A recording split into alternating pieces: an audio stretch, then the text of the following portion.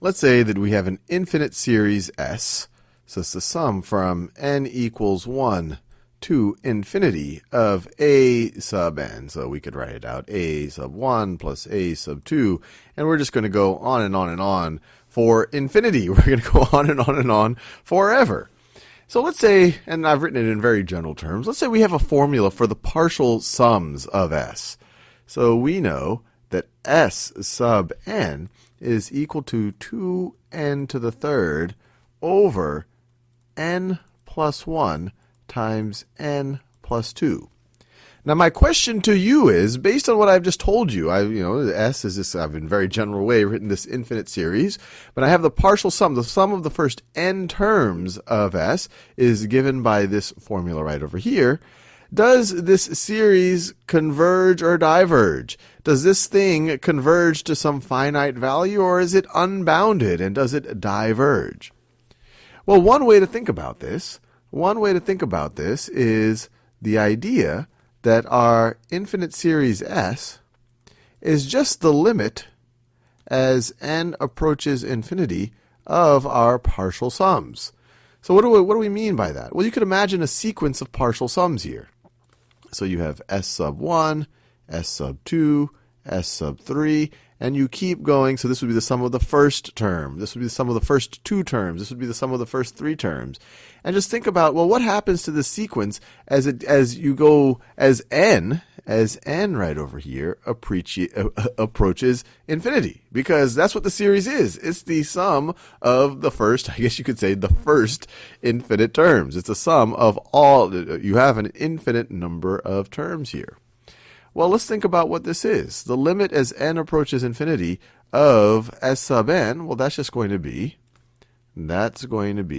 the limit as n approaches infinity of this business right over here.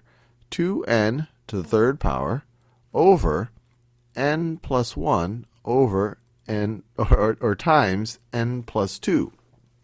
And there's several ways that you could evaluate this. One way is you could just realize, hey, look, in the bottom, this is going to be a second degree a polynomial. And up here, you have a third degree, so the numerator is going to grow faster than the denominator, so this is going to be unbounded. So that will immediately tell you, well, this is going to approach infinity. So the S is going to diverge. But if you want to do it a little bit less hand wavy than that, we can actually do a little bit more algebra. The limit as n approaches infinity, 2n to the third power over, let's multiply this out, n squared plus 3n plus 2. And let's see, we can divide the numerator and the denominator by n squared. So this is going to be the limit as n approaches infinity of, if we divide the numerator by n squared, you're going to have, actually, let's divide the numerator and, let's divide it by, n squared. So if we divide the numerator by n squared, we're going to have 2n. And then the denominator divided by n squared, you're going to have 1 plus 3 over n plus 2 over n squared. And now when you look at it like this, it becomes pretty clear. This thing, as n approaches infinity, this thing is going to go towards infinity.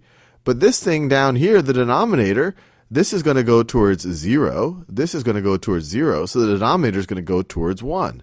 So this whole thing is, the limit is going to go to infinity. And since the limit of the partial sums goes to infinity, that means that this infinite series is not going to be a finite value. It's just going to diverge. So this character right over here is going to diverge. In order for it to have converged, this limit should have been some finite value. So hopefully that makes sense. Always says, look, infinite series, we had a formula for the partial sum of the first n terms, and then we said, oh look, the series itself, the infinite series, you could view it as a limit of, as n approaches infinity, of the partial sum S sub n. And we said, hey, that approaches infinity, this thing is diverging.